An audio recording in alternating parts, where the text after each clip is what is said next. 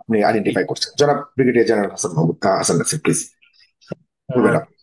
ধন্যবাদ সাগর আপনার ভাই কোর্টে এবং বল, সব আহ, পুরো বলটা আপনার কোর্টে দিয়ে দিলাম। আপনার কাছ থেকে এখন একটা ভালো মন্তব্য আশা করছি, বিশ্লেষণ আশা করছি, বলবেন। না আমি ধন্যবাদ সাগর ভাই আর আমার সহ-আলোচক বৃন্দ এবং দর্শক বৃন্দ যারা শুনছেন। আমি বর্ডার নিয়ে আগে শুরু করব। মানে আমরা সবাই জানি যে Bangladesh is one of the unluckiest country in the world, যার পুরা বর্ডারটাই শত্রু দ্বারা বেষ্টিত, চারদিকে বলা যেতে পারে। এবং আহ, আহ, একটা দেশ, বৃহৎ শক্তি বলা যায় ভারত, আয়তনও বড় এবং সবকিছুতেই বড়। সেই দেশটা প্রায় 4,100 কিলোমিটার বর্ডার আমাদেরকেই শুধু আমরা শেয়ার করি। আর আরেকটা যেটা আছে সেটাও 300+, বাট ওটাও এখন হোস্টাইল বলা যেতে পারে। এখন তারা কি করেছে, আপনার গত বেশ কিছুদিনে, গত বেশ কয়েক বছরে বলা যেতে পারে, আমাদের এই বর্ডারটাকে প্রায় 3,400 আর 500 কিলোমিটার তারা অলরেডি ঘিরে ফেলছে। 800 হয়তো বাকি আছে। এখন এই ঘিরে ফেলার কারণে হয়ে গেছে কি, গেট গুলা, এটা আমাদের জন্য অ্যাডভান্টেজও বলবো, আবার ডিসঅ্যাডভান্টেজ। ঘিরে ফেলার জন্য এন্ট্রি পয়েন্ট গুলো এখন কন্ট্রোলে চলে আসছে। আগে ছিল পুরা বর্ডারটাই পোরাস। এই 4,000 কিলোমিটার বর্ডার কোনো দেশের, আমেরিকাও তো পাচ্ছে না, ওয়াল বানিয়েও পাচ্ছে না।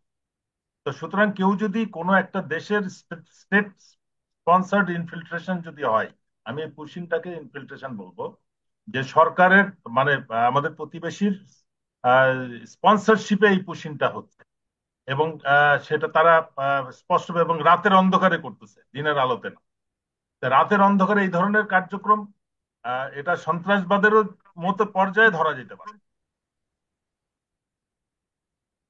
আপনার কথা আমি শুনতে পাচ্ছি না। মানে এটা সরাসরি অপরাধ, একটা রাষ্ট্রের মাধ্যমে এই ধরনের অবশ্যই, আন্তর্জাতিক অপরাধ অবশ্যই, করছে। অবশ্যই। মানে এই হ্যাঁ, জিনিসটা আমি তুলে সেখানে ধরতে আমাদের চাচ্ছি। সরকার নীরব কেন, এটাই বলছে। না, নীরব বলতে আমাদের অবস্থাটা বুঝতে হবে যে একটা বর্ডারের, অল থ্রু আউট দি বর্ডারে আপনি কোনখান থেকে রাত্রেবেলা 10 জন লোক 20 জন লোককে ঢুকিয়ে দেবেন, এইটা রাতের অন্ধকারে আমাদের ওই ক্যাপাসিটি নাই।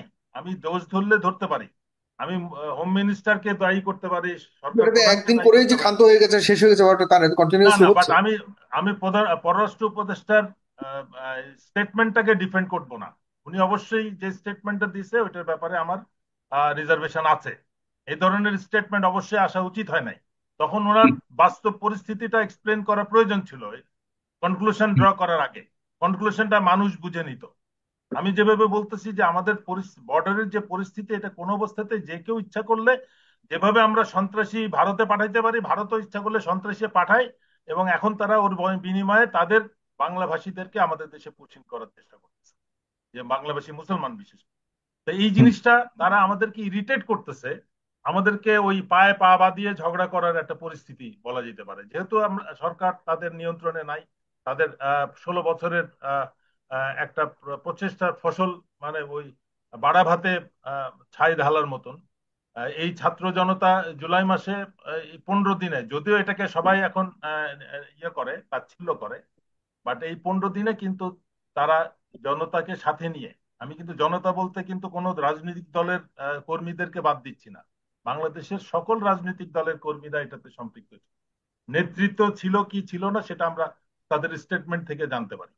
বাট একটা সামান্য কোটা আন্দোলনকে কেন্দ্র করে এই ছাত্ররা 15 দিনের মধ্যে পুরা দেশকে একত্রিত করে ফেলেছে, যেটা বড় রাজনৈতিক দল 15 বছরেও যেটা করতে পারে নাই। বিভিন্ন সময়ে আমরা ডেট পেয়েছি, ঈদের পরে, রোজার পরে, কোরবানির পরে, বৃষ্টির পরে আমরা ডেট পেয়েছি, কিন্তু কোনো আন্দোলন চরম রূপ ধারণ করতে পারে নাই।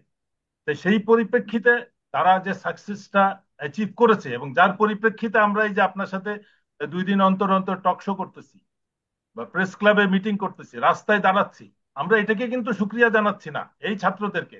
তাদেরকে প্রতিটা ক্ষেত্রে তাদেরকে নেগলেক্ট করতেছে। তাদের বয়স আমার সন্তানের মতো, কিন্তু কথা বলতেছি মনে হচ্ছে যেন আমার কন্টেম্পোরারি তারা। তাদের বয়স এক্সপেরিয়েন্সটাকে মর্যাদা দিয়ে তাদেরকে ডেভেলপ করার এই কালচারটাই তো আমাদের রাজনীতিতে ডেভেলপ করে নাই। যে একটা নতুন ছাত্র, 25 থেকে 30 বছরের দল, তারা এত বড় একটা অ্যাচিভ করেছে, তাদেরকে আমরা এখন ডেভেলপ করব। তাদেরকে ডেভেলপ করতে আমরা হেল্প করব। আমরা বড়রা তাদেরকে সাপোর্ট দিয়ে তাদেরকে ডেভেলপ করব। এটা না করে তাদেরকে বলতেছি কি, এটা তো কোনো গুরুত্বপূর্ণ কেন, এদের কোনো রেজিস্ট্রেশন নাই, হ্যান নাই, ত্যান নাই। 2007 সালের আগে কি রাজনীতি দলের রেজিস্ট্রেশন ছিল নাকি?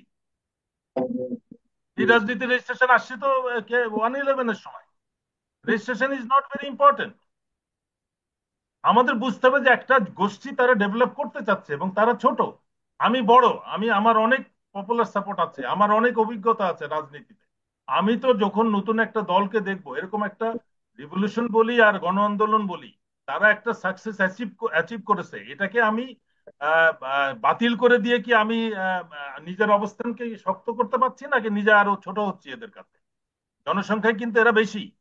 আমরা বুড়া যারা বয়স 50, 60, 70, যারা রাজনৈতিক দলের নেতৃত্ব দেই, এই ছাত্র দলের ছাত্রদের এবং জনগণের সংখ্যার কিন্তু একটা নগণ্য অংশ আমরা। কিন্তু আমরা কথাবার্তায় বয়সের ভারী এমন ভাবে অ্যাটিটিউড করতেছি যে আমরা সত্যিকার অর্থে আমাদের সম্মানের জায়গাটা হারাচ্ছি, বড়রা বলতেছি। কিন্তু এবং এই তাদের ক্ষেত্রে তাদের তাদের যে অবস্থান, তাদের যে বিবৃতি, সেগুলিও তো অনেকটা বড়দের মতো বিবৃতি করছে। না তারাও না তো না, বড়টা সেটাই তো নির্বাচন তাদেরকে নিয়ে। সেইভাবে, না না হুম, সেইভাবে তার ছিল। প্রথম হচ্ছে যে আমরা জুলাই আন্দোলনটাকে নেগলেক্ট করতেছি, অথচ হুম, সেটার কারণে আমি আজকের ঘোরাফেরা করতেছি ফ্রিলি। হুম, আবার সেটা আমাকে আমার প্রশ্ন, যে আমরা তাদেরকে হেল্প করব, সাপোর্ট দিব, যে যখন মাঠে রোজু নতুন কোনো ব্যবসায়ী আসবে, পুরনো ব্যবসায়ী তাকে প্রথম চেষ্টা করবে তাকে সে যেন দাঁড়াইতে না পারে। হুম, এই রাজনীতি তো তাই হয়ে গেছে, এটা তো বাস্তবে একটা ব্যবসা বাংলাদেশে। হুম, এই নতুন কোনো কোম্পানি আসতে দিব না, মার্কেটে ঢুকতে দিব না, তাহলে আমার শেয়ার নিয়ে নিবে। অ্যাটিটিউড কিন্তু ওইখানে। আর এখানে যেখানে উপদেষ্টাদের কথা হচ্ছে, তারা উপদেষ্টা তো ফর্মালি জয়েন করে নাই। হুম, আমরা বাংলাদেশের রাষ্ট্রপতি তো দল থেকে নিয়োগ হয়, কিন্তু যখন সে রাষ্ট্রপতি হয়ে যায় তার কিন্তু দেশের রাষ্ট্রপতি, জনগণের রাষ্ট্রপতি হওয়ার কথা। তা বাংলাদেশের ইতিহাসে কি কোনো রাষ্ট্রপতি জনগণের রাষ্ট্রপতি হইতে পারছে, না সে দলেরই রাষ্ট্রপতি থেকে গেছে সারা জীবন? হঠাৎ আমরা ডেমোক্রেটিক এবং আদর্শবাদী কথাবার্তা বলার আগে আমি তো পিছন দিকে তাকাইতে হবে যে আমি এটা মিন করি কিনা, আমার দল এটা মিন করে কিনা। আমি হুম। এটাকে ইন্ডিকেট করতেছি। আমার কথা যে সরকারের অনেক ফেলিয়ার আছে। একটা দোষ হচ্ছে যে এই সরকার ডক্টর ইউনূসের ইয়া সরকারটাকে চাপিয়ে দেওয়া হয়েছে 5 থেকে 8 তারিখের মধ্যে। যে গোষ্ঠী, এটা স্বৈরাচারেরই কাচ্চা বাচ্চা, সান্ডা পান্ডা, কাচ্চা বাচ্চা বললে ভুল হবে, সান্ডা পান্ডারাই তাকে ধরাই দিছে যে এইটা আপনার উপদেষ্টা। আর ওনার দোষ হচ্ছে যে উনি কাউকে বাতিল করতেছে না, বরখাস্ত করতেছে না, পরিবর্তন করতেছে না। আমরা কিন্তু এই প্রবলেমের মধ্যে জাতি এখন সাফার করতেছে। সরকারের ব্যর্থতা কিন্তু সবাই না, সব উপদেষ্টা না। হুম, পরিকল্পিতভাবে কিছু বীজ ঢুকায় দেওয়া হয়েছে পরিষদে, যারা পুরা সরকারকে বদনাম করতেছে। হুম, কিন্তু ডক্টর ইউনূসের বদান্যতা হচ্ছে যে উনি কাউকে বলতে চায় না যে তুমি কালকে থেকে অফিসে আসবা না, বা আরেকজন তার বদলে নিয়োগ দিবে। এখন বাস্তব অর্থে আমরা মনে হয় আমার জন্মকালে বা আমার জ্ঞান হওয়ার পরে আমি প্রথম দেখতেছি যে হজ এবার নীরবে হয়ে গেল। হাজিরা নীরবে মক্কায় পৌঁছায় গেল। কোনো হইচই নাই, রাস্তায় কান্নাকাটি নাই, ভিসার প্রবলেম নাই, প্লেনের সিটের প্রবলেম নাই। কিন্তু এটা নিয়ে কিন্তু কোনো জনগণ কথা বলতেছে না। রাজনীতিবিদদেরকে এতটুকু সৌজন্যবোধ থাকতে পারে না যে হ্যাঁ আমরা এবার আহ, আহ, জীবদ্দশায় আমরা প্রথমে এবার একটা সুস্থ স্বচ্ছ আহ, হজ দেখতেছি, হজ পালন। হুম। সেম হচ্ছে এই যে ঈদের মুভমেন্টটা শুরু হয়ে গেছে, কোথাও কোনো আওয়াজ নাই তো। বাস মিস নাই, ট্রেন ফেল করতেছে, এগুলো নাই কেন? মার্কেটের আপনি প্রাইস দেখেন, এটা কিন্তু ঠাকুর ভাই আপনি তো ঘুরে চলে গেছেন, বাট এইবার এই যে ঈদ উপলক্ষে একটা বিরাট প্রাইস হাইক হয়, আরো এটা ফল করেছে। এটা এইগুলো জিনিস তো আপনাকে, এটা কিন্তু জনগণকে, প্রত্যেকটা জিনিস কিন্তু জনগণকে বেনিফিট দিচ্ছে। কিন্তু এখানে বিষয়টা জনগণের একটা বড় ধরনের সহযোগিতা আছে, রাজনৈতিক দলগুলোর অবশ্যই সহযোগিতা রয়েছে। অবশ্যই এটা শুধুমাত্র অবশ্যই সরকারের একক সহায়তা না, এবং এনসিপিরও একক কোনো অর্জন নয়। অবশ্যই। এনসিপি কে কেন, এখানে প্রশ্নটা হলো এনসিপির সাথে সরকারের সফলতার সাথে এনসিপি কে ক্রেডিট দেওয়ার কোনো সুযোগ রয়েছে, মানে সরকারের সাথে এনসিপি সম্পর্কটা না কি? না, আমি এনসিপি কে বাদ দিচ্ছি তো, আমি এনসিপি কে এখন হিসাবে আনি নাই, তারা এখনো গ্রোয়িং। আমার তো তাদেরকে একটা গাছ যদি আমি লাগাই, ছোট গাছকে লাগাইলে তো তাকে পানি দিয়ে, সার দিয়ে, তাকে ঢেকে রেখে তাকে গ্রোয়িং টাইমটা দিতে হবে। নাহলে তো সে ইয়ে হিসেবে আনহেলদি একটা গাছ হিসেবে ডেভেলপ করবে। আমাকে তো এনসিপি কে আমি ফ্রি রাখতে চাই। এবং এনসিপির যে সদস্য দুজন আছে পরিষদে, তারা তো এখন, যদি বলি ছাত্র প্রতিনিধি বিপ্লবের অংশীদার, তাহলে অবশ্যই তারা তাই। কিন্তু তারা এনসিপি তে কি জয়েন করেছে? সিম্পাথাইজার থাকতে পারে সরকারে, সরকারের। এনসিপি জয়েন না করলেও এনসিপি নেতাদের সাথে তো তাদের রাতের মিটিং এর কথা না না, আমরা সব শুনতেছি। রাতে দিনে আচ্ছা তা আপনি এই এই আমাদের উপদেষ্টাদের কোন রাজনৈতিক নেতার সাথে রাত্রে মিটিং হয় না? সেটা নিয়ে তো কোনো খবর হয় না। যে দল যাকে মনোনীত করেছে তাদের হুম। সাথে ওই দলের যোগাযোগ নাই, বলুক যে আমাদের যোগাযোগ নাই। আমি কিন্তু এই বিষয়গুলো, আমি কথা সব, সব দোষ নন্দ ঘোষ কেন? এনসিপির ঘাড়ে ছোট বলে? আমি এই দোষটা ঈদের থেকে বাদ দিতে বলতেছি যে আমাদের এই মানসিকতা, ক্ষুদ্র মানসিকতার থেকে বেরিয়ে আসা উচিত, যে আমাদের একটা ব্রড মেন্টালিটিতে আসতে হবে ইলেকশনের ব্যাপারে যেটা হচ্ছে। আজকে কিন্তু ইউএন একটা ক্লারিফিকেশন দিয়েছে, পার্টিসিপেটরি ইলেকশন মানে জনগণের পার্টিসিপেশন, রাজনৈতিক দল না। সেকেন্ড হচ্ছে time to be decided by the people and political parties of the parties. জাতির। এখানে পলিটিক্যাল পার্টিজ এর কথা বলা হয়েছে, জি। সুতরাং জনগণ বলতে যদি আপনি অনলাইন ভোটের দিকে খেয়াল করেন যে কোনো একটা বিষয়ে, মানে এটা কিন্তু আমি এনসিপির অনলাইন ভোট বলতেছি না, আপনি যে হুম কোনো একটা অনলাইন, আপনি একটা অনলাইন ভোট নেন আজকে ইলেকশনের ব্যাপারে, সংস্কারের ব্যাপারে, বিচারের ব্যাপারে। আমি কোন রাজনৈতিক দলের এক মানে যারা সাফার করেছে, ইসলামী হুম দলের জামাতে ইসলাম বলেন, হেফাজত বলেন, এদের দাবি ছাড়া বিএনপিও তো অনেক সাফার করেছে গত 16 বছরে। হুম আর তাদের তো বিচার নিয়ে এবং ইয়ে নিয়ে, শাস্তি নিয়ে, সংস্কার নিয়ে কোনো আওয়াজ দেখতেছে না কেন? তারা এই বিষয়টাকে সবসময় ওভারলুক করে, আন্ডারমাইন করে ইলেকশনে যেতে চায়। এখন হুম। ইলেকশনের প্রশ্ন, ইলেকশন কোনটা আগে হবে? আমরা কি 9, 14, 18, 24-এর ইলেকশন কি বলতে পারি যে কোনো গণতান্ত্রিক পদ্ধতিতে ইলেকশন হয়েছে? গত 16 বছরে কিন্তু ইলেকশন কমিশনে যারা নিউট্রাল কোনো লোক ছিল, 100% কিন্তু তাদেরকে আউট করে দেওয়া হয়েছে, এবং absolutely 100% recruited by Awami League. এবং সেই আওয়ামী লীগ এখন, এই যে আ- আগে গ্রামে গ্রামে একটা কথা ছিল না, ওই যে জিন ছাড়াতো, ওঝা এসে জিন ছাড়াতো। তা জিন কিন্তু একজনের ঘাট থেকে নেমে চলে যেত না, সে আরেকজনের ঘাড়ে চড়ে বসে। তা হুম আমরা কিন্তু বাংলাদেশে এরকম আওয়ামী লীগের ভূত বা স্বৈরাচারের ভূত আরেকজনের ঘাড়া চড়ার ইন্ডিকেশন পাচ্ছি। এটাই জনগণকে কিন্তু চিন্তিত করে জি। তুলতেছে, যে এই ভূত যেন আরেকজনের ঘাড়ে না চড়ে।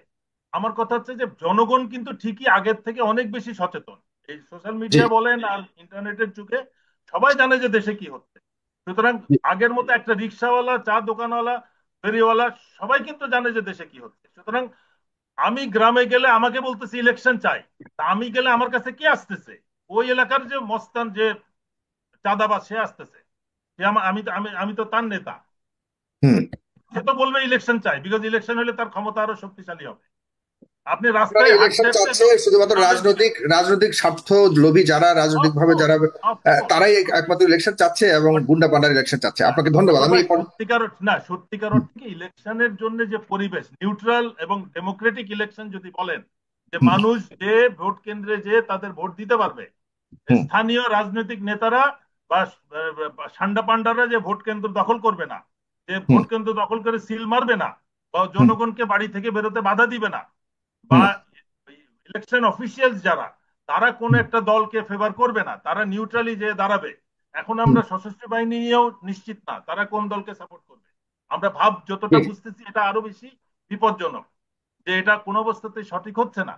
মানে আওয়ামী হুম লীগ, বিএনপি, আর্মি যদি এক হয়ে যায় বেরাস্তাতে, এই আওয়ামী লীগ এবং আর্মি কিন্তু গত 4টা ইলেকশন করছে। মইনু আহমেদ থেকে শুরু হয়েছে ইলেকশন নষ্ট করা, হুম। ইলেকশন কালচারটাকে ধ্বংস করা হয়েছে। সেটাকে রিবিল্ড করার একটা আমাদের সিমটম দেখতে হবে, যে হ্যাঁ আমরা রিবিল করছি, এই যে ইলেকশন কমিশন ঠিক আছে, ও ভোটার আইডি মনে কার্ড। করেন আওয়ামী লীগ আবার আর্মিকে সাথে নিয়েও এরকম কোন পরিকল্পনা করার সম্ভাবনা আপনি দেখতে পাচ্ছেন? না না না, তারা তো কন্ট্রোল করতেছে আর্মিকে, হুম এবং আর্মি আবার কার উপরে ভর করতেছে সেটা আমরা দেখতেছি। কে কার উপরে ভর করতেছে এটা আমরা দেশে দেখতে পাচ্ছি। হুম। আর্মি কিন্তু নিউট্রাল পজিশনে নাই, তারা একটা প্রকাশ্য অবস্থান নিয়ে নিছে, এমনকি মানে গভর্নমেন্টের সাথে একটা প্রতিপক্ষ হিসেবে দাঁড়াচ্ছে। তো সেখানে ওকে। একটা প্রশ্ন এসে গেছে, আর্মির কাছেও কিন্তু একটা চ্যালেঞ্জ, যে আর্মি কোনো পদক্ষেপ নিবে সেটা কি প্রো ইন্ডিয়ান না অ্যান্টি ইন্ডিয়ান। আর্মিকে আচ্ছা, কিন্তু ওই রিস্ক নিয়ে অ্যাকশনটা চূড়ান্ত নিতে হবে। অবস্থানে চূড়ান্ত অবস্থানে